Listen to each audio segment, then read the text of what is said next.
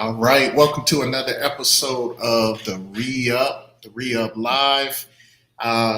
You got myself, the Deacon Seaworth, Bishop One Good Leg, Dion, Mr. Dynamite Miller, and Lasagna Witt. Another week, another conversation about current event, cultural things from a believer's point of view, a Christian believer's point of view. So, last couple of weeks, I'd say for about maybe a month or so, we've been talking a lot about relationship with God. We started off with that. And then we started talking about relationships with each other. And then that led into a couple of different things. I know I think maybe the week before last, we got into a comment that Tim Ross made on his show called The Basement about the laziness of judgment. And then we started talking about the lack of empathy, for others that we're seeing, whenever we're making judgment. But today, as we go through some of the current event things that have happened this week, I want us to kind of look at it through the lens of empathy and really putting ourselves in someone else's shoes as we talk about some of these things. And, just a warning, there's some pretty, sad things that happened this week.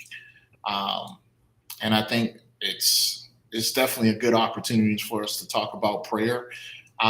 Maybe even talk a little bit. I know I've heard, people who have a lack of belief in God about why, bad things happen. Maybe just some conversation or reminders about that. And so before we do that, you guys have anything recap wise or anything from the last couple of weeks that y'all was super excited about? Dion, why you look like you about to break out in the song, man? Yeah. You about to sing Mary, did you know? I know. Something about the name. It's something about the name. There we go. Yes, sir. With that Ranch Allen. Man, Yes, sir. I love Rance Allen. Me too. You hear that voice? You know it's coming. Hey, don't play with it. Absolutely. Yeah, so we've had some interesting weeks, but this week, like I said, some pretty, sad things happened. This past week was Father's Day weekend, so I know on Monday I started seeing news about a submarine. I think it's called what is that submarine called? The oceangate Titan.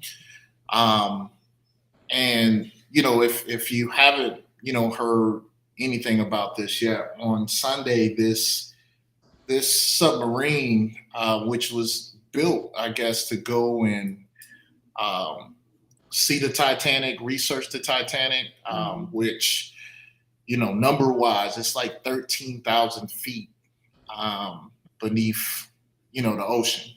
It's not something that us as humans really take a lot of, travel too much. I heard something that more people have been in space than actually at that level or that depth in the ocean. And so, Do you know how far down that is? I mean, I know it's far, but you gotta You talking about in miles? visual. That's over 2 miles. 2 It's miles. It's 5,280 feet in a mile. Ooh. And for that to be 13,000 feet, that means that's almost 3 miles down. Like, Wow. probably, what, 2.5? Wow. That's long. That's a long way down. Yeah. Because I run a mile, I'd be out of breath. So you talking about going down. Yes, sir. That's a lot. And the pressure. There's a reason why, we as humans haven't seen half the earth. There's a good portion of it is underwater, and we don't frequent those. I mean, there's a lot of, beasts, there's a lot of animals, there's a lot of things down there that we haven't experienced, face to face. I know we've built machines that go down further, and robots and cameras and stuff like that. But you know, so long story short, a group of 5 people boarded this submarine, went down. Um, from what I've seen from reports, they lost contact with these people about a third of the way down, and now it's Thursday, and they had enough air last them until they said this morning around 7 a.m. So Oh, they. the Mm. yeah, the presumption is, I mean, it's just even if it was, and I can tell you over the last 3 or 4 days, it's been kind of a joint effort between the Yeah. United States, all kinds of different countries, the National Guard, to really try to find uh, these people. And we talked a little bit about it. I know they consist of I mean, to board this, I believe the cost, if I'm not mistaken, was $250,000, that these Uh-huh. people have to pay to be on this. So all of these people are with wealth. And you Mhm. know again, this is pretty much the latest update. I think as of today, they found some debris, and they're trying to determine if this was debris from this vessel. Because Dion and I were talking about this in the green room. It's I can't say that it's a really good way to pass getting to a point where there's no air.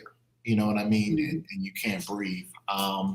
The other way that these people may have passed is being 2 miles underneath the sea like that.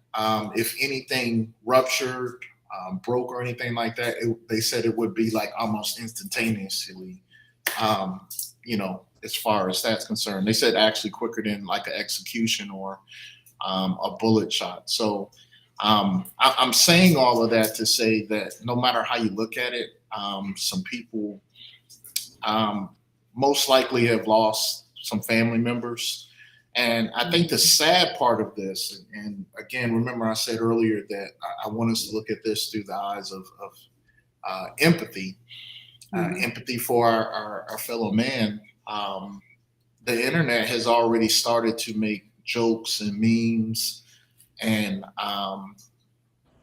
really make light of this situation. And again, the fact that they're billionaires, the fact that I can't think of anything. This is something I wouldn't wish on my worst enemy, on the person that did me the most wrong in life. I would never wish this situation or this scenario on them. And I've heard a couple of people start talking about this already, about the fact of where this kind of shows where society is. I don't know if society is just getting here or if this is just because of social media and things like that. It's seen quicker. Um, but I definitely want to get your thoughts on when things like this happen. What is it that causes a person to make a joke or really make light of a situation like this? And don't get me wrong, they were making light of this before today. Like today is the day that pretty much experts believe that would have been the last possible day to try to salvage some life on this vessel.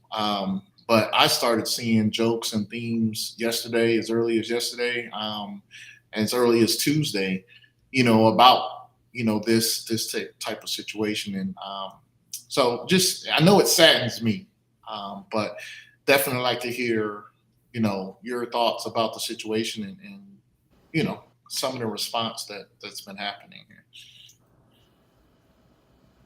I Go ahead, Dion. I was just gonna say, I think it's the culture and the fact that media and news and everything, you want to be first. You want to be the first one to make that groundbreaking joke, or you want to be the first one to get that detail about the story that nobody else has, or whatever the case may be. And so that is kind of where we are on people that put out content, be it news or memes or jokes or whatever the case may be. Everybody wants to be the one that broke it open, and everybody follows them or what have you. But it just is a thing that shows you that we've become so desensitized to everything that goes on, Mhm. that it's not about them and their human lives and the reality of the gravity of the situation. It's just about, hey, I was clever enough to think of this and put it out, and or hey, I was there on the scene and I saw, this piece of wreckage or whatever being brought up, and it's sad that we don't take into account how that's going to make, people that are connected to them feel, you know what I'm saying? How it's going to make Mhm. this situation kind of play out in front of everybody, you know what I mean? Yeah. Yeah. Yeah, I feel what you're saying too, because I've been following the story. I didn't necessarily see on the internet like the jokes and all that stuff. I just saw the actual report, so I hadn't saw, the negative commentary, so to speak. I just been following the story, but just listening to you, um, and looking at the news, and me being a person does comedy. We make light of situations, but in something like this, I think you have to have taste. Because when I make light of situations like trauma growing up, like getting whooped or beat or something like that, it's usually my jokes be about me, my Right. life and stuff I've been through, and I make light of my life, and other people relate to it, and it's like, oh yeah, I grew up like that too, man, that is crazy. Now at the time it didn't seem all that funny, but in retrospect. So I think there's a place for humor, but I think you need to be sensitive and have empathy for somebody's family and somebody who's lost their brother, because it was a father and a son. One of them is a father and son on there. Hmm. And then the other one is the CEO of the company. And then Hmm. another billionaire. I didn't know the fifth person. I mean, not that I knew any of them, but I just remember the CEO, the billionaire, and his son, and another billionaire. But I guess number five person, I wasn't sure who that was. But yeah, they do. They have families, they have countries, and being billionaires, they have a realm of influence. So it's a lot of people they connected to and that they know. You understand what I'm saying? It's a lot of. So I think, yeah, we need to have, comedy has its place, but when it's like somebody's family and then it's fresh, like I'm joking about but that's 30 years ago, and it's like this what made me who I am, like so. But something like this, you need to be sensitive because they have families, they have cousins, they have friends, they have co-workers, they have business part, this going to affect a lot of people as far as whoever they know. I don't personally know them, but I know it's going to have a fallout, it's going to have a ripple effect for their communities and whatever business ties they had. Because when you're a billionaire, you got a lot of ties to a lot of different systems. So this would be a system shock to a lot of places. Yeah.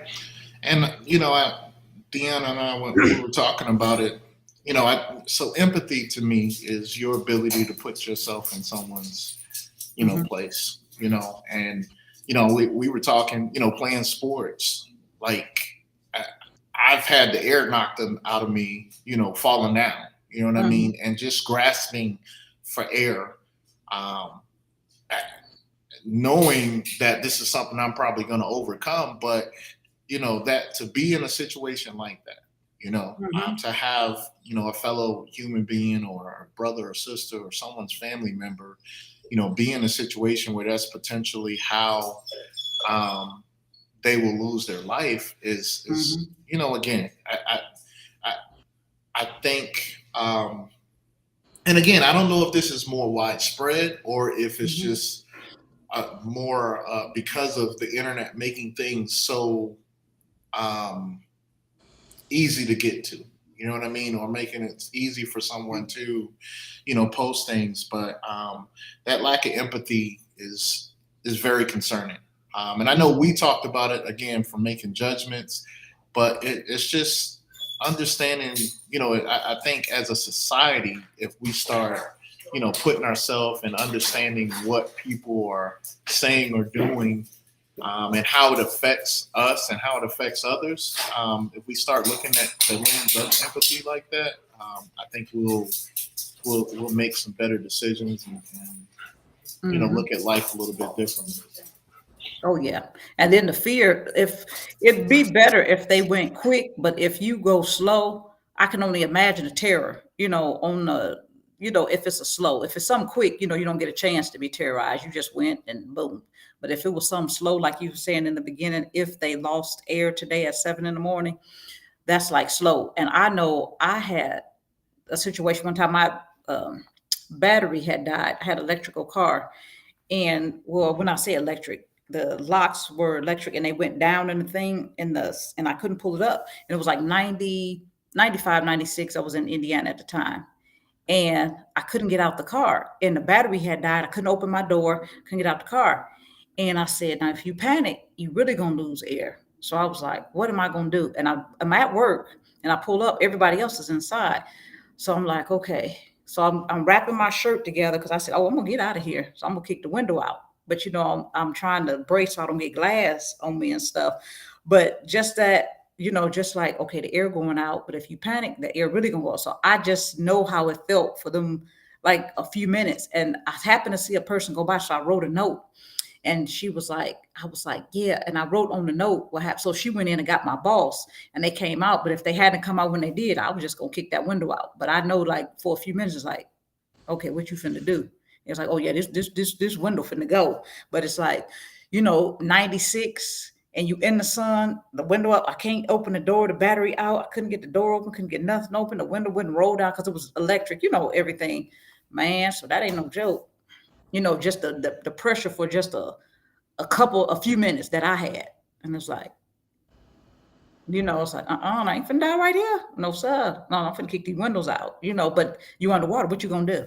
Or just anybody just didn't have been in a terrorizing situation for a few minutes, but you survived it. You know what I'm saying? Just the feeling. I remember that feeling. And that's what I think people are missing, like just the ability to take a second and put yourself before you get ready to make a comment, before you get ready to make a Hmm. judgment, before you get ready to make a statement. Try to be the first to deliver something. Um, really put yourself in that situation. Think Hmm. about how it's going to affect someone else. Like these people have family members. I mean, there's people left behind um, that are being affected and that will see your comments and your thoughts, about the situation. And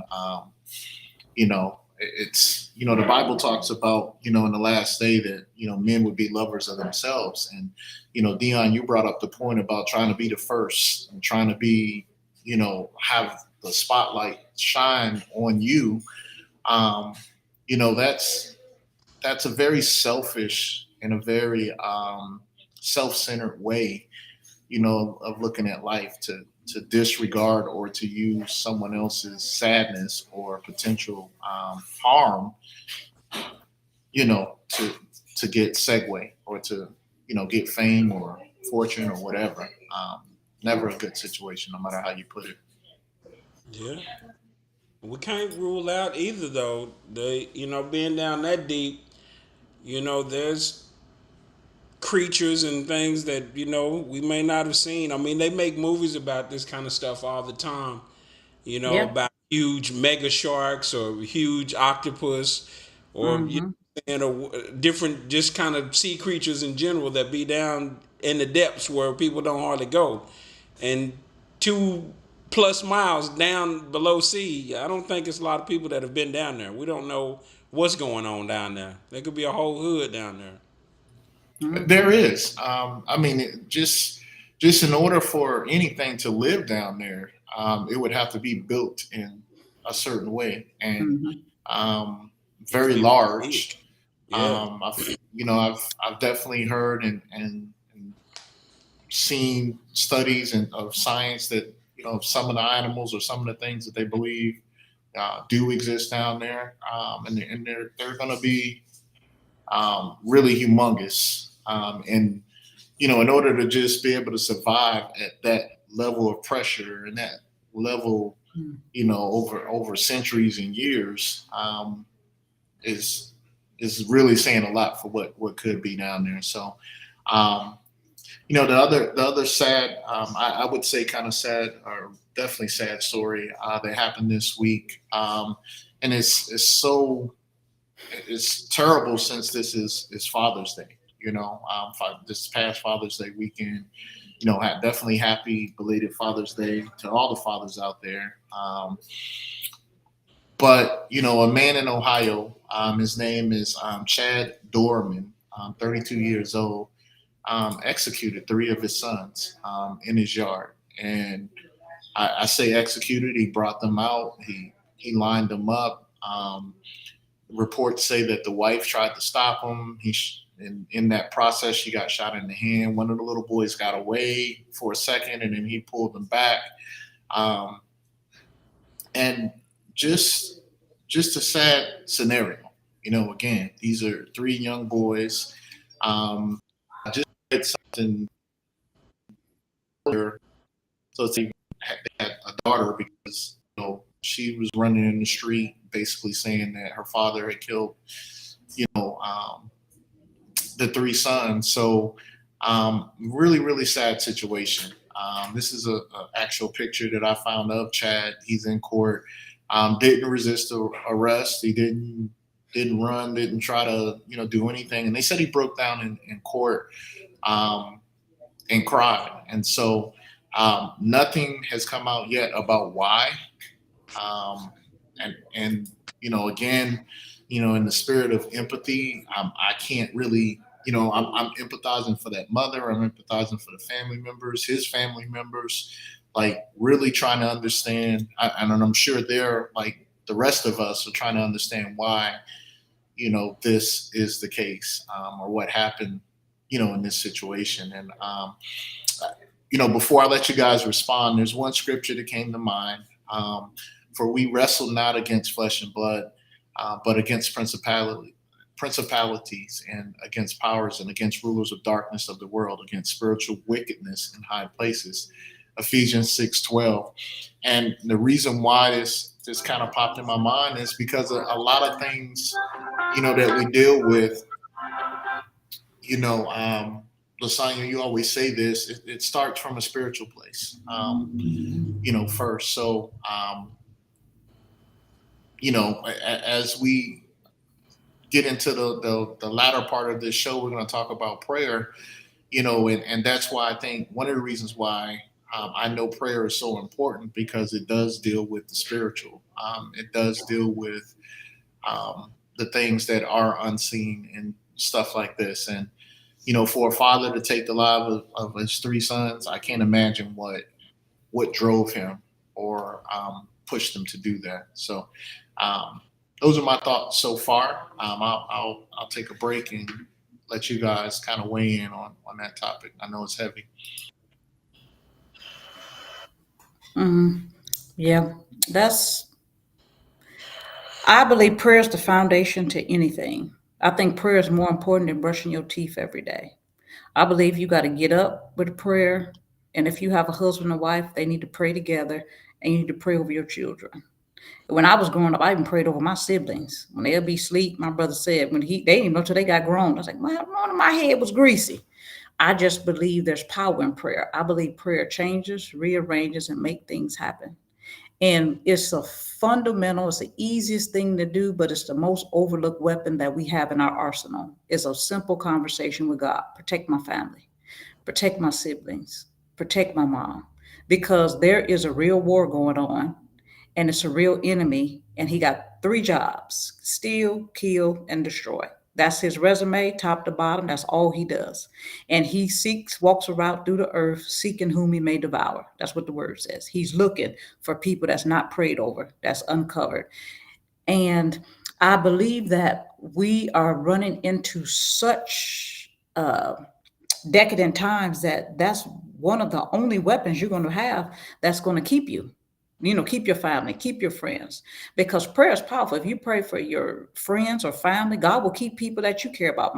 I remember my mom was telling my sister one day, she said, do you know if you concerned about somebody and you pray for them, God will keep them because of you, even if they don't know him, just because of your prayers.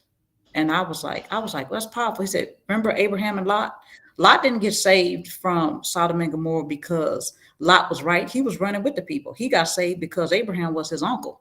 And God said, because of your righteousness, because of you, he rescued his nephew that was doing the decadent stuff, doing the same thing that people was doing, but God saved him because he was connected. Don't ever take prayer. It's something light. It's very, very powerful. And you can do a lot of damage to the kingdom of darkness with just a prayer. God, protect my wife, husband or children. Protect. Just say a simple prayer of protection.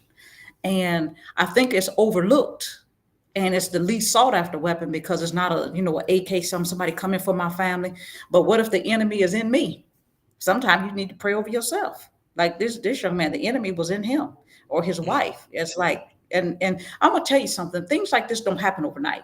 This has been brewing for years. You don't just get up Monday, you upset about something, and then you just kill all your kids. It's something the enemy have to take territory. He have to break you down over time, over time, over time. It's not that you just get up and you just doing that. It's something that it been signs for years. He been meticulously, breaking you down. And I don't know if he was in the service or not, because I know people have a hard time with PTSD and your family look like the enemy. Then after you do it, you pop too. So I have no idea what his background is.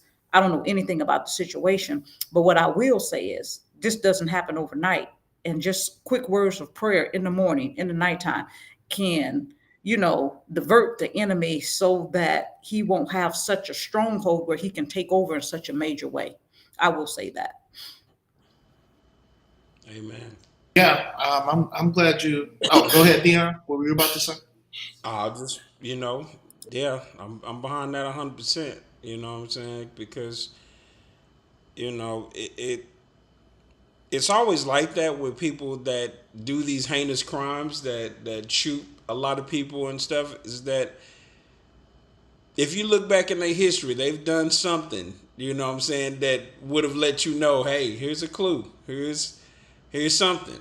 And it may have been something that happened to them and they snapped at a different time. You know what I'm saying? But you got to be careful in trauma type situations, with people.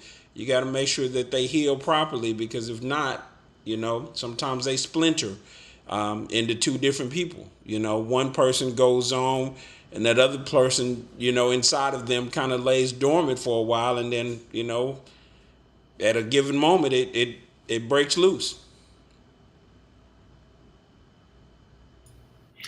Yeah, I know when we were talking about relationships, right? One of the things that I know the points that we brought up is that if we introduce people to Christ, right, and they have an opportunity to meet Him, that they will basically that they'll continue to grow. They'll progressively grow and get better and become more and more of who God has called them to be. Well, the reverse of that is, to your point, Lasagna, not knowing Him, right? And allowing, these different traumas and not having that relationship with Him, like you said, over the years and years and years of living life. I think people like, Jeffrey, about the guy in Waco. What was his name? Yeah, no. David Fresh. Krishna, Yeah, David David. Koresh, right? correct. When Yeah. when you look back in retrospect to their history, to both of your points, there's definitely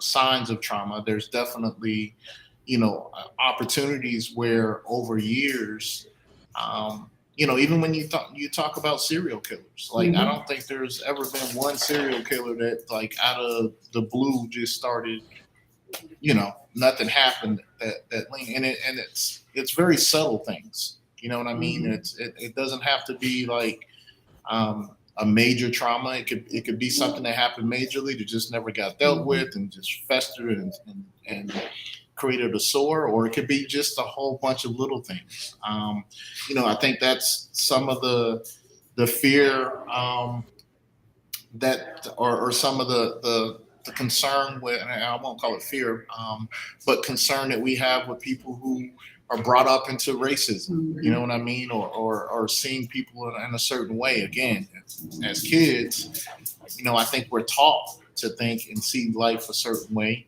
You know, um, So just even growing up in a process or in a place where you're constantly fed or told certain things can lead to some very, traumatic events if they're not Mhm. dealt with, and if God is not, interjected or into those situations. So um, I think that's key. So as always, we're praying for the families that are associated with this situation.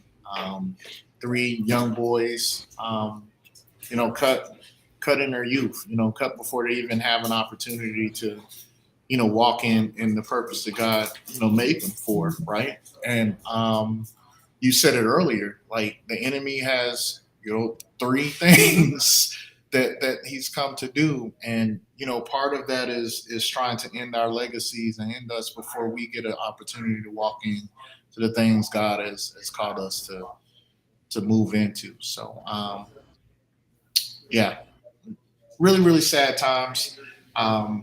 Again, a believer standpoint, from a Christian's standpoint, I think it's an opportunity. It drives, it begs us to even more so, as a church, become more unified on things that matter, become more unified on kingdom things, um, Mhm.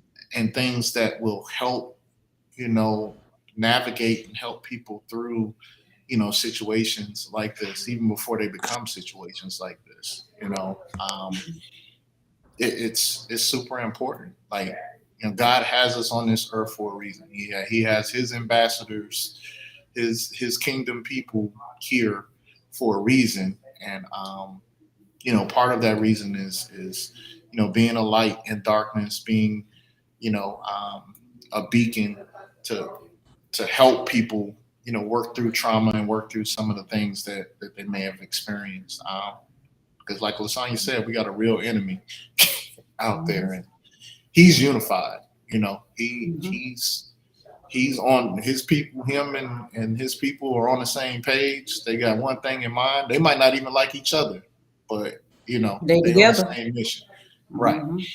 Um, and for some reason, as Christians, we miss that point. Like, we got a mission, and whether you like me personally or not, like what the road God has me on, really doesn't matter. The spiritual blood in us should shake us. Definitely be moved in the same direction. So, Mhm. um, Sonya, you touched prayer, and I definitely, last week I asked you guys to remind me in case I forgot, but I took some good notes, and really been thinking about it, throughout the week, and based off of even these sad things happening this week, has really, I'd say required even more a deeper level of prayer. But I want to kind of take this from an elementary standpoint, from just the basis of prayer, like what it means, what it's for, um, all the way to some of the deeper levels of what prayer is, and maybe some of the revelation things that you guys have gotten over the years, about it. And so, one of the things I wanted to talk about and pull up a couple of scriptures, right? What prayer really is, what it looks like, and what is it really, compared to how I think sometimes it's presented in religious forums or religious situations. So I'll open up the question, to both of you guys first. What is prayer, and what does it look like, for you, and how does it differ from some of the prayers that we've heard that I'll label them as empty prayers, or religious prayers. I give you an elementary definition of a prayer. is a conversation between you and God. That's the basic prayer 101. You having a conversation with God. And it can be as simple as, Father God, thank you for today. Thank you for opening up my eyes. Thank you for my health. Thank you for my family. Protect my friends. Protect my mom. Protect my dad. God, cover me today. Show me what to do today. That's prayer just like that. No big, it's a simple conversation if you want to get, you know, prayer Yeah, 101. That's what it is. It's a conversation between you and your dad. absolutely. And that is what uh, solidifies and grows the relationship between you and God. Those conversations, because if you think about it, if you just go to church and you never really pray, or you just read your Bible, your relationship is not there. You're into more of the religious aspect of it, and you're getting just those things, those rules and principles of your walk with God. But that relationship is what is built and fostered through prayer, and that is where you're going to hear from God. He's going to be able to tell you what, hey, this is what you need to do, this is what you don't need to do. And your prayer is you starting the conversation with God. And as you do that on a regular basis and he talks back to you, then he'll just come in, because he doesn't have to pray to you.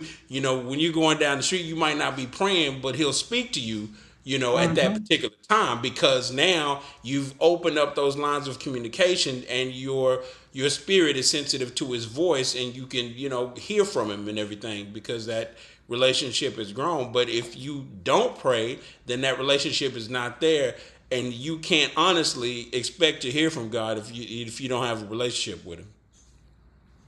And that's true. And sometimes when God talk, when you don't have a relationship, people don't even know that voice. They don't even understand as God talks. I've talked to people who didn't necessarily, they couldn't pinpoint it, but they heard a voice tell them to do something. And they didn't know what Mm-hmm. it was. Some of them did it and some of them didn't. And both parties paid the consequence. Some of them got blessed, some of them didn't have no good time. But they were just telling me their experience. Like, man, I did hear this voice tell me, but I didn't really know God like that. But they told me specific things to do. And when you don't have a relationship with him, that's the problem. He come to save your life. When he talk to you and you hear that voice, when you don't have a relationship with him, it's easier to ignore it or Right. not take it serious. You don't notice a do or die situation because you be like, now what is that my head? What's wrong with me? Some in my head talking. And then it be God talking to you. But yeah, so some people have prospered and some people have definitely met some devastating ends not listening to that voice because they weren't familiar with it. Mm-hmm. Or some people that have a relationship used to ignoring it. There's all types of, different things. And at some point in our life, all of us have at some point in life disregarded the voice or didn't take it serious.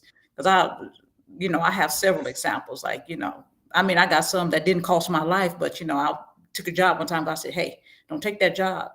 That's not for you. That's not your personality. You can't do that. That's not for you. I took the job. I walked off. I went to lunch. I never even put in my 2 weeks notice. I've never done that. That's not my character, personality. I was there that first day. I said, oh my God, you was right. The second day I walked in there, I went to lunch. It's no reason for me to tell you. I'm just notice for 2 weeks this chair is empty because I won't be back.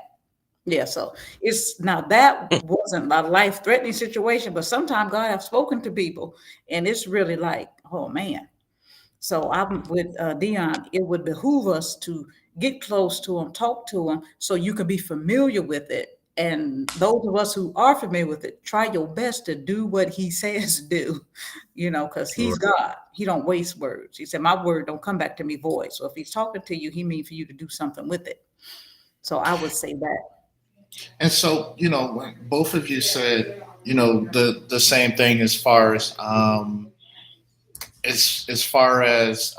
when we pray, it's like we're talking to our Father, right? We're Hmm. talking to someone that we know, and or someone that knows us, or it's a conversation. And so, one of the scriptures that came to mind. So the opposite of that is to talk to someone like you don't know, Hmm. to talk, to be seen. And so a lot of us have been taught that there is a certain protocol I'd say, or certain words that you have to use, or when you do pray.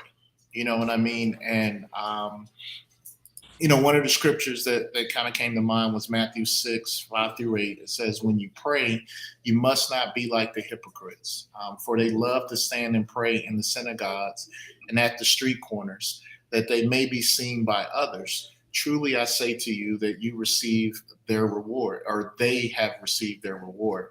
But when you pray, go into your room, shut the door, and pray to your Father who is in secret, and your Father who sees in secret will reward you.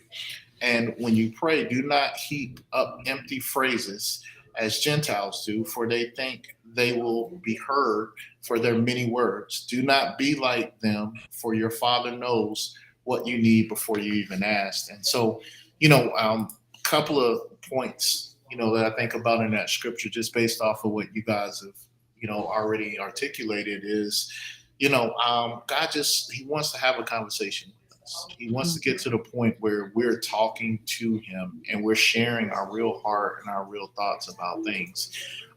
And why is that important? Because the end of this says the Father already knows what you need. Like, he already knows what your thoughts are. He already knows you, like, even before you, So, one of the things I think that happens in prayer is us getting to know us. Through God's eyes, through the things he responds to, through some of the things he might not respond to. It's really, really key to understanding that communication. It's not about what people are seeing us do, or, how fancy your words are. I think people feel like they have to say, some scripture or really throw some words out there that I guess like they feel like God talks in what Hebrew or King James. I don't know. But it's so funny. I was talking to my wife today, and she was talking about prayer, and she brought up a point. Like, we hear God in the same voice we use every day. Like, that's how I hear God in my head. Like, so he's multifaceted. He can speak all kinds of language. He speak lasagna, he speak Dion, he speak show. Whatever he need to do to communicate to us, we can hear him. And I think that's super key to understand. Like, he knows you. And one of the things that I remember, I used to hear a song about it, but definitely in the old church, it said, don't question God. Like, that. Which y'all heard that? You heard that? Yes, before? definitely. That's what the old people used to say. You better question him, because nobody else got the answer. We got to. You come question me, I might not have your answer, because I don't know. And that's probably the problem. Evolved into that, but that was back in the old days. That's what they was believe.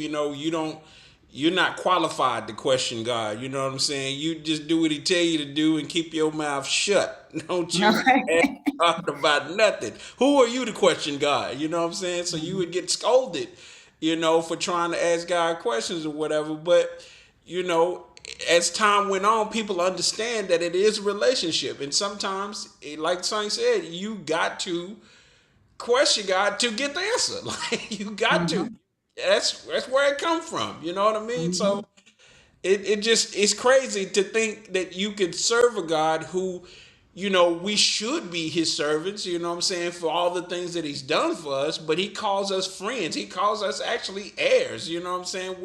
We're sons and daughters, you know what I'm saying? And so, just like with your parents or whatever, hey, well, why is this? Or how is this? Or how does this work? You know what I'm saying? You can ask God those same kind of questions, and he got answers. Not answers you get up. Real answers. And I got Bible. I got Bible to prove it. Job questioned God. Go ahead. Now, I think part of the issue is we might not like his answer. Now, there you go. That part. That part right there. Say that again. Job questioned him, and he set him straight. Like, yeah, was he you got there when I did this? Yeah, what was you at? But it's not a problem with questioning him. right? Mhm. And sometimes I think we do need the scolding answer. We do need the real Mhm. answer. Yeah. Matter of fact, I think most of the time we need that. We need the mirror put in front of us to really see what's happening, in our lives. And so, maybe the fear. I think that in retrospect, I think it comes from a place of maybe reverence. Maybe they Yeah. feel like he's Lord. Like when you think of him as Lord or King, you don't question the king, Mhm. but the Bible describes him as our father. And Yeah. you Hmm. can question your father and you can, talk to your father, about things that vex you or that you have confusion inside. You said this, and I don't want people to overlook what you said, but if we not questioning him, who are we questioning? And that could lead us into a lot more problems. We talking to each other about stuff that only God know about. Mhm. You know, Because sometimes your parents don't have the answers. Sometimes your wife, your kids, your husband, your best friend. Sometimes God needs to deal with you about how He made you, and nobody knows that but Him. Hmm. absolutely, absolutely. You got to remind Um, though how you question him though as well. Like you can't be trying to charge God up. Like you can't pull up on God. You know what I'm saying? You can ask him, but don't you try. know don't I try mean, to you can throw your weight around. Don't do that. Mhm. Like don't do that. Like He got something for you for that too. oh He can yeah, handle it. He got that's something for you. yeah. Job did that. Job did that. He had something for I, you. that's what I would say. I'm like, you can He do got it if something you for you. want, but he can. Hmm. He got I something mean, for you. he He got something for he you. He got can hold broad his own. shoulders. I promise you, he can hold I'm his trying to own. tell You come people on though. up in here if you want to. I don't want them to get on the other side because God, he know how to deal with you. Yeah, he do. He sure do. But see, after Job handled up, though, right? Job came at him, had their conversation. After that conversation was had, I Yeah, he mean, was all Job right. got everything. You know what I mean? Like Yeah, he had to he felt get better. over himself, Yeah, he right? felt better. So I think some of those moments, and maybe some of us need more of them than not. My encouragement, and that's to anyone. What prompted this, I think, or inspired this conversation is that there's a lot of people who don't believe in God, right? Because they feel He's not answering their prayers, or bad things are happening in the earth, and they have questions, and they ask in everybody else. They ask in the news, they ask in social media, they asked in their friends, and God has some answers for them. You know, um, specific to how they would understand it, and really, that's why I want to dispound or really just tear down this lie that we can't talk to Him and we can't have these conversations with Him. Like I've been we talked about the young man and who did that to his children. You know, I believe that there's a lot of trauma and a lot of things that people are dealing with um, in secret and not having the conversation with the right person, and that's God. And so many different things out there, so many different things out here telling us to this is the fix for this and this is the fix for that, new processes, new procedures, all of these new psychiatrists, things or suggestions or whatever. But the one thing that I know that's been true and stood the test of time is this relationship with God and being able to talk to the creator of all things. Yes, Wow. sir. Like Yes, sir. wow. Don't play. And when you get a relationship with God, sometimes He interrupt you before you even ask the question. Because I know sometimes I be getting upset about some stuff, and I remember I was at a job, y'all. I was real upset, and I was walking down that hallway, and God said, "Now, before you say anything, you didn't have to be alive to have the problem you getting ready to complain about." Because I flipped over in a car 3 times when I was 18 years old. I mean, I saw the sky, the grass. I mean, I hit a fire hydrant. I flipped down an embankment. I saw a flip. The glass came on my face here. I didn't get a scratch on me. But God just reminded me of how well he kept me.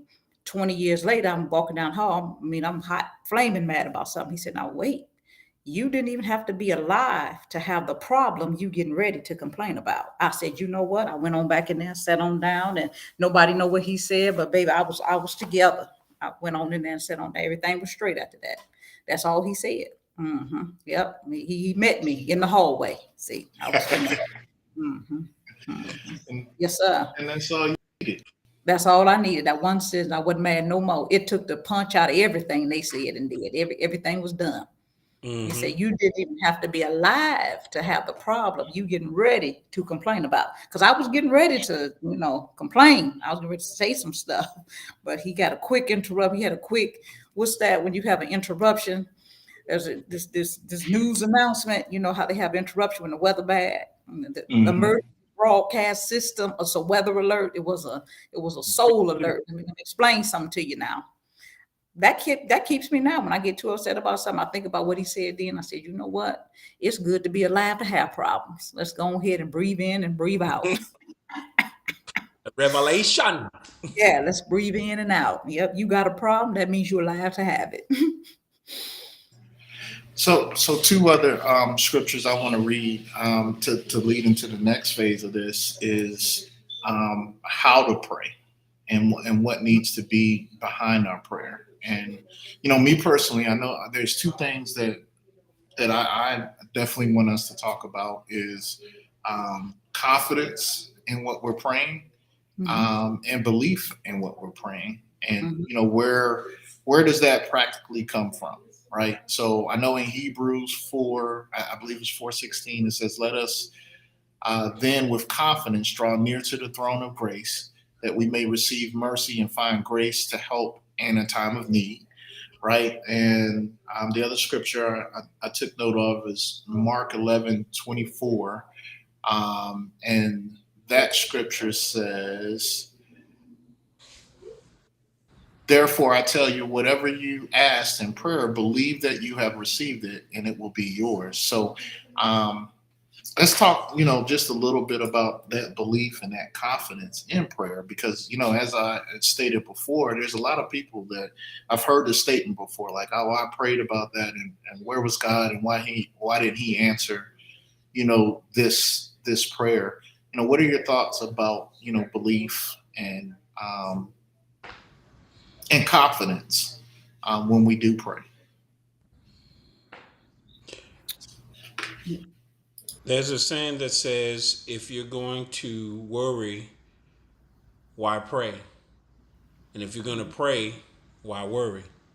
And that is something that has kept me for a lot of years, because if you're going to spend all this time and energy, reflecting and lamenting on this problem and this situation or whatever, then what is God there for?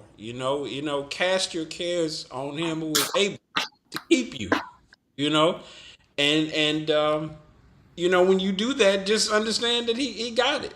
When he's ready to deal with it, or the way he wants to deal with it, or whatever the situation may be, that's what's going to happen and when it's going to happen. And so, there's nothing to worry about. You didn't turn it over to who can do everything you can't do. If you've done all you can, especially, and you know that there's nothing else you could do, what else are you worried about? Why are you even still thinking about it? Because that's it. You just turn it over to God and let him do what he's going to do. And it just goes to the fact that, that's why it's so important to understand that relationship, it's not something you start and then stop. I mean, you have to continuously keep that going so you can continuously strengthen that. Your bond and everything is definitely going to get stronger, as you continue to pray. And I will say what Dion said, I believe is factually true. But I will tell you this: pray when you sick, pray when you worried, pray when you feel like it, even if you take it back and forth, keep the conversation going. I will say that. Yeah. Even if you worry, pray. Even because some situations easier for me to let go of than other situations. And sometimes, but this is the key to life. Keep talking. It's when you shut them out and you break down and you stop praying. That's the problem. When you stop talking, because we're saying prayer, but prayer is a conversation. It's talking to God. So what I would say is keep talking, because sometimes when you're in a tight situation, somebody's sick and they teetering between life and death, you waiting on the phone call every second, it's on your mind, but keep talking about it. Keep talking to your father about it. Even when you feeling stressed out and worried and like you shouldn't worry and pray. I get that. But if you are, keep talking. Don't stop talking to God because you are worried. Talk to him about your worry. To God, I'm scared to death. Tell God the truth. He already know. So you don't have to be a superhero to be a Christian. You don't have to have it together. You can worry and pray. I mean, it's like you've taken care of it, but don't stop talking is my point. Because I done been worried and prayed and God took care. I had certain situations without all of it. When it was all said and done, I was scared to death during the whole time. And when it was all done, God said, why do you think I took care of that for you? He said, you had faith. You thought it was little. You were scared, but every day you knew I was going to do something. You looked under rocks. You were looking everywhere. You'd be like, you were scared. You was worried, but you kept praying. Be like, God, I know you're going to do something. I don't know how this is going to work out, but in my bone marrow, he said, that's all I needed. To you, your faith was real small, but it's all I needed. And I know I saw you every day. Even when you get up, scared to death, worried, but you kept talking and you kept looking. You knew some kind of way I was going to do something. So I will say there's a balance. God knows, just don't stop talking to him. I was scared, worried, praying, up, down, in. I don't know what's going to happen. I don't know how it's going to turn out, but I kept getting up talking to him. I kept going to bed talking to him. I was like, God, I need you. I'm like, I don't know how this is going to turn out. But after it was said and done, that's what he said to me. Why do you think I delivered you? I was like, I don't know. He said, because your faith, you thought it was small. Every day you were looking for me. You were scared. Every day you was worried, but you got up. Every day you knew I was going to do something. You was looking under rocks. You was looking everywhere. You was like, God, let me look. Let me be looking for my, I don't know where it's going to come from. You expected me to do something. I'm obligated by my word to see about my children. I'm going to see about you. Your faith forced me to see about you, no matter what the situation is. So I will say, just keep talking if you worry. Keep talking if you're scared. Keep talking if you're sick. Keep talking if you will. Keep the conversation going, because he is your real, tangible dad. He is more physical than all of us you see on the screen touching. God more real than us. And he's Mm. there and he can hear you and he's listening to you. Shondo.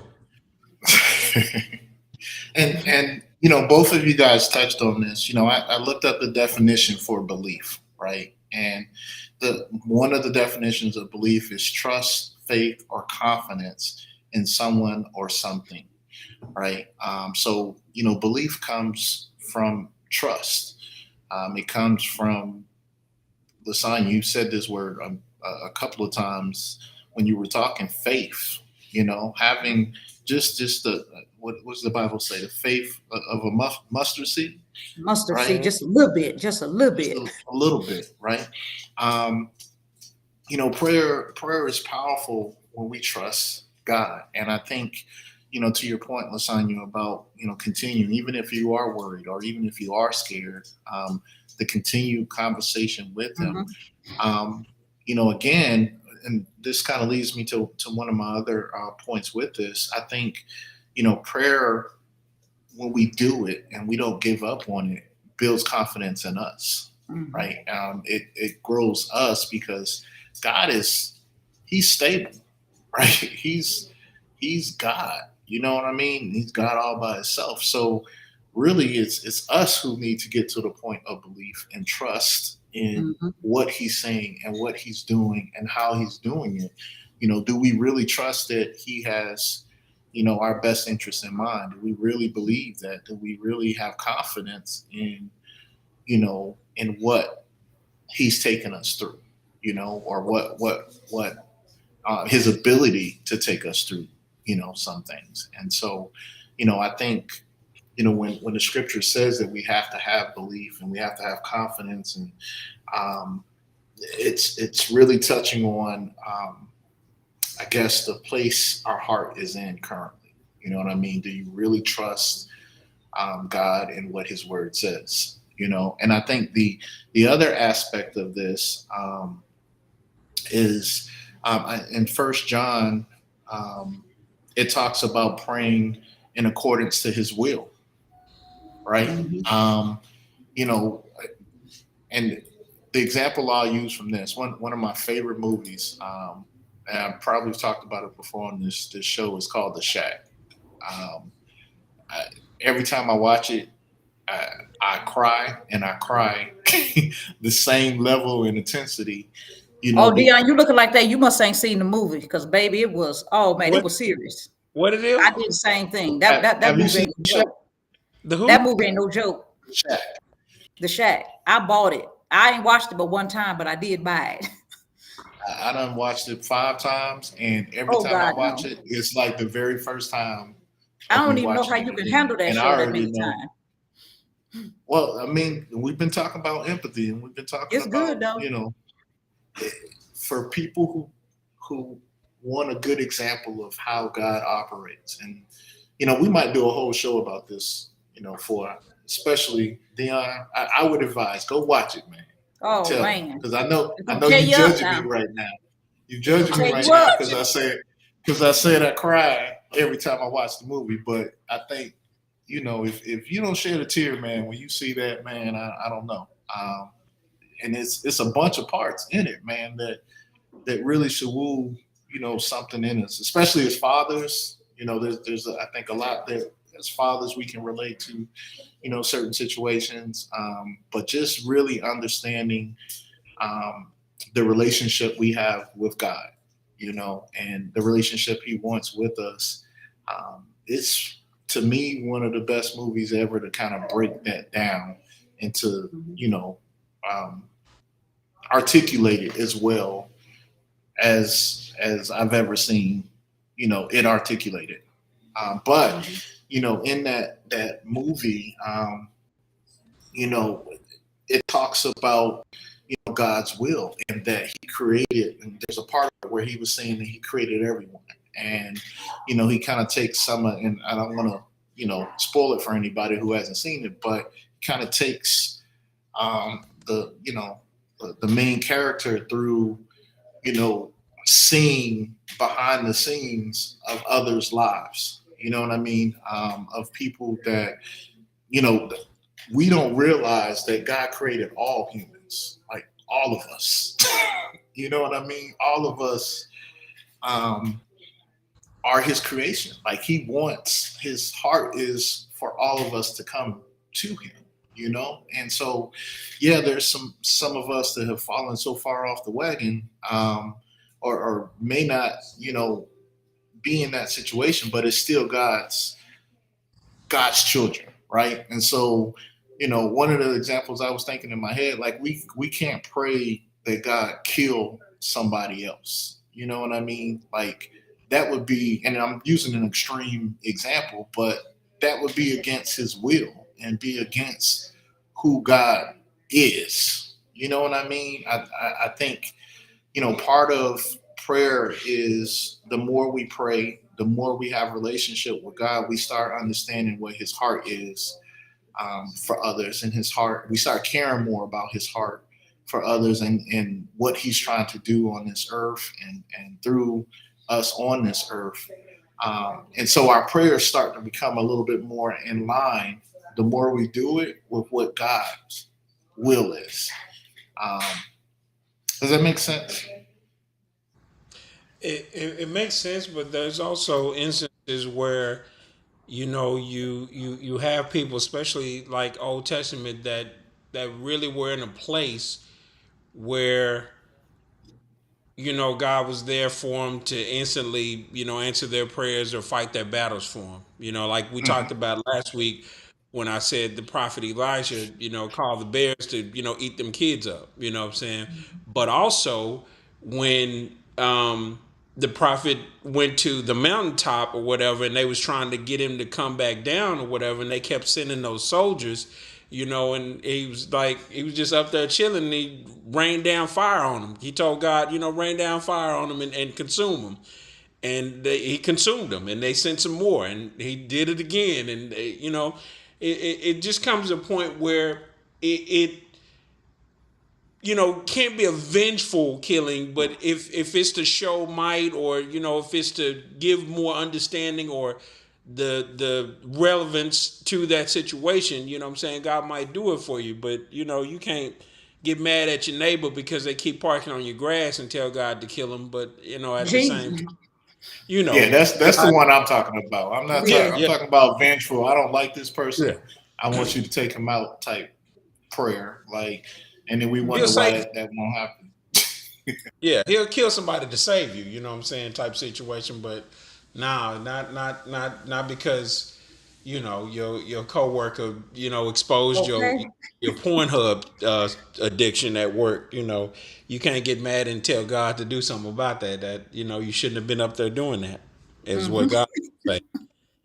You're not supposed to be watching Pornhub, and you definitely ain't supposed to be watching at work. You definitely supposed to be doing your job.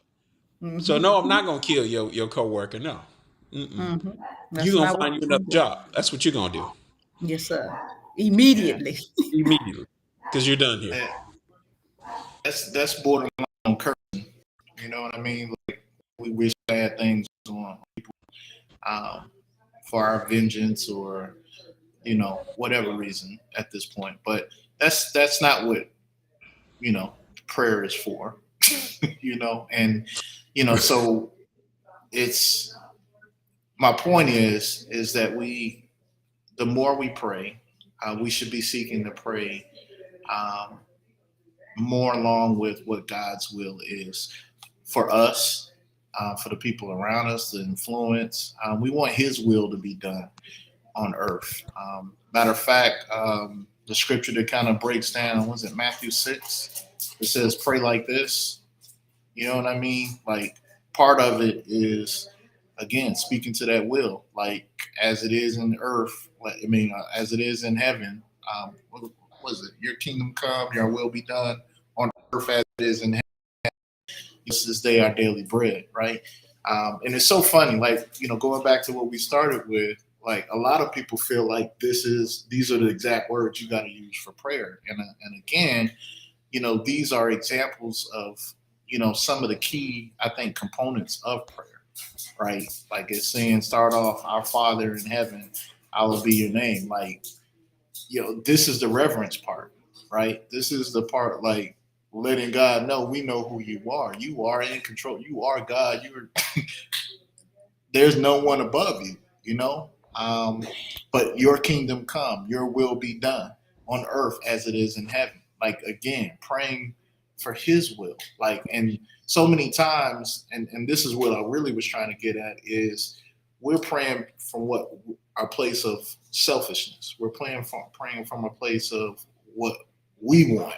You know what I mean? Even if it if it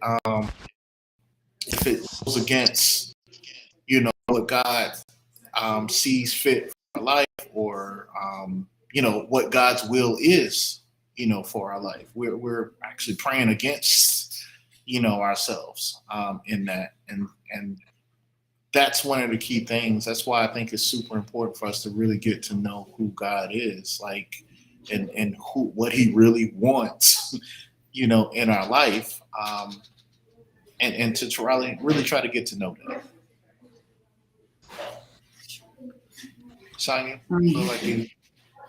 Oh yeah, because I said sometimes when you're talking about praying for or against God's will, sometimes that trouble you in, it'd be to strengthen the muscles, boy, to begin you together, getting you ready for whatever he really got for you to do. And sometimes you be praying, God, I'm backing up all for me. I'm sick of this, I'm sick of them. Do something about it. I'm tired of you people putting all this pressure on me and doing all this stuff. The most powerful thing God ever told me in prayer was that he turned somebody hard against me. I was like, woo. It was Pastor God, I'm sick of this now. I ain't bothering them to keep doing. He said, let me tell you to read something. Remember in the Bible, it said that Pharaoh, God turned his heart. That's not a typo. I turn people's heart. He said, because I'm trying to get something out of you. And I was like, oh man, I collapsed. But I tell you what, I wiped them tears. I got up. I said, well, if it's God, who can fight God? I took it a whole different way. If God turned them against me to strengthen my muscles, to get something out of me, well, who am I to say? I said, well, God, thank you for your answer. So I didn't pray about it no more. I said, God, just help me with my response and what I need to do and whatever you getting out of me. Like it was a revolutionizing prayer. I mean, I got on money, God, I'm sick of this now. What you gonna do? He said, how you know I turn their heart against you for something? And I said, what? To get something out of you? I said, wait a minute now. What? How do you know I didn't turn their heart against you to get something out of you? And he said, that's not a typo in your Bible. I turned Pharaoh's heart because I was proving a point. I was wanting to get something. I know what I'm doing. I was like, I calmed down and I sucked it up and I was like, okay, what you gonna do? Sometimes he turns people's heart against you to move you in the right direction or push you out Yeah, of something. You know, that's what. Hey, I'm trying to tell you. I flowed on with. Judas, Judas, like He called Judas his he friend, and he called Peter his enemy. Judas turned him in, and then Peter was like, "No." He said, "No, that's my friend. I came for this purpose. I need my Judas in my life. He gonna help me. He perpetuate the situation. I need him. So sometimes we need Judas. We need him. It's not that we want him, but we need him. It's going to help further the plan. Judas had to betray him. He had to bring the people to him. Had to go that way. And sometimes we don't like Judas either, because I won't punch him in the face. See, Jesus knew his Judas, and he was cool with it. He knew him. He picked his Judas. See, mine just sneak up on me. I don't know their Judas when I'm hanging out with them, but when they come out, my response is, a two-piece them. Do the 1-2 combo or something on them. My response is not, I need you in my life to help me advance in this purpose. That's not my first response. That's about the last response. Right. Like, Yeah. what? What? They done what? Ooh wee. I'm hot, so but I am learning and I have learned all things. Nothing you go through is accident. Nothing can sneak up on God, and whatever he allow in your life, he can handle it. So just keep talking to him. That's what I tell people. Even if you're mad. When I was mad, man, I'd be real mad talking to him. Oh, I'm sad. And then he come talking. You ain't got to wait till you in the right posture, in the right mindset. Right? Don't listen to all that stuff. Pray when you mad. Pray when you feel like cussing. Pray when you feel like choking somebody. Pray. Pray if you upset. Pray when you sick. Pray when you well. Keep the conversation going. Is my point. Keep talking, because I'm telling you, them prayers will help you. That conversation will help you. yeah. Um, no, those are some very key points. I'm glad you brought that up. Like, I think that's part of it. Like some of our prayers, we get disappointed or feel defeated about our prayer because we want God to remove something that Mm-hmm. He's placed in our life for a reason, um, for a time, and for a season. You know what I Mm-hmm. mean? And so, again, that goes back to that will thing. Like we're praying Mm-hmm. against, His will, and His will is bigger than ours. It is. And then we get mad, and then we get mad at God, and then we, you know, some of us, take that mad and that anger, and because Mm-hmm. we're not going back and asking God why and getting the answer that Lasagna got, now we mad at God and we're falling away with Him. We become an atheist. We don't believe in God no more because Mm-hmm. you know what I mean. Mm-hmm. So it's really really key to, like Lasagna said, keep the conversation going, Mm-hmm. to trust and have faith and that he has a plan, right? The other thing, and I'm noticing this because in this Lord prayers it talks about forgiving, Mm-hmm. and because of what you just said, Lasagna, using the example of the Pharaoh, like he had a hard heart, and I think lack of forgiveness is a thing that leads to a hard heart. Mm-hmm. Our inability to forgive people. We have people in our lives that aren't even on this earth anymore that we've never forgiven, and they Wow. still are keeping us in a place where we have a hard heart and we can't hear what God is to us. Super important for us to in our prayer and the things to God about making sure that we're we have a heart of forgiveness, that we are forgiving people that um, have harmed us. We got Judases in our lives that were meant to push us into something, or if you really think about what they ended up doing in our life and what they got us out of, or what they kept us from, falling into, just because we didn't want to either deal with them, or we wanted to, you know, deal with them a different way or whatever.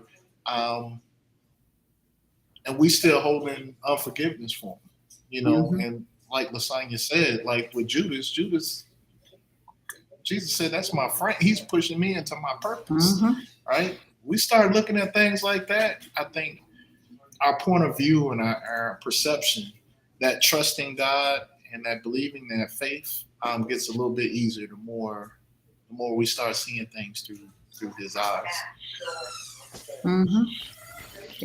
It's not So, easy. any other thoughts? Say it's not easy, but it works. If you keep on walking this life out, just keep walking with Him, it'll make sense by and by. It may not make sense today or tomorrow, but if you keep the conversation going and don't just drop the ball. Well, my life ain't working out. I prayed. God didn't stop it. They treated me wrong and God didn't do nothing about it. You didn't stay long enough to get the fruit of the situation. You have to stay long enough to get the benefits of the situation that He allows, because He won't put no more on you than you can bear. If you can't take it, He ain't gonna let you be in it. But whatever you're into, now the stuff that you do, now don't blame that on God, because you're making bad decisions and then you reaping consequences. But I will say this: keep talking to God, because He will even get in your bad choices with you and help you with that.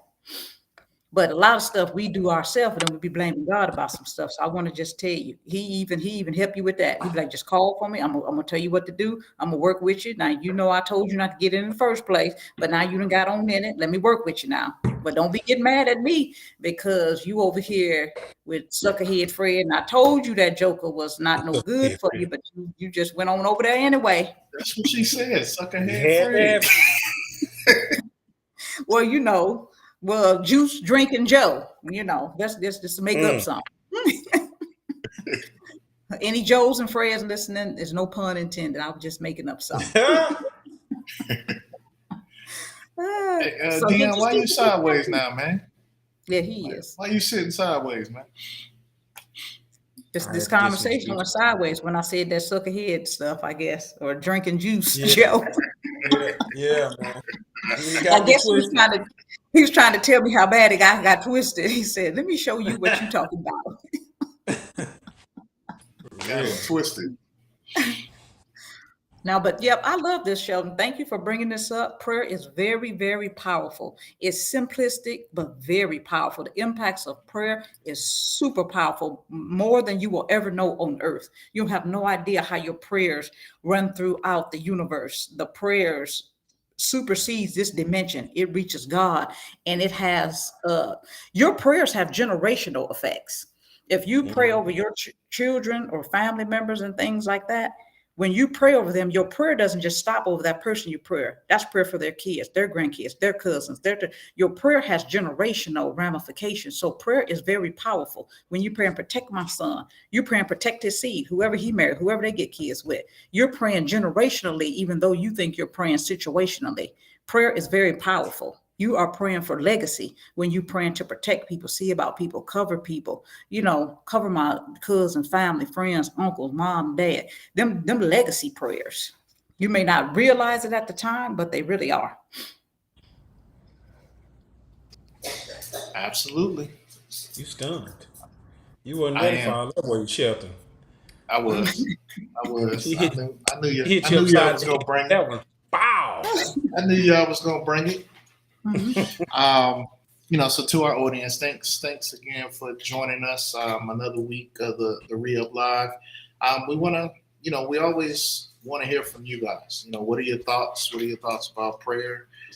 Be honest with us. Like, is it working for you? Is it not working for you? You want to share different testimonies, and you want us to pray with you. There's some topics or anything you want us to talk about. We definitely want to hear from you. So, be sure to leave a comment, and we'll definitely get back to you. So, with that being said, we'll catch y'all next week. Hey. Turn way up with a talk show where we're kicking it up.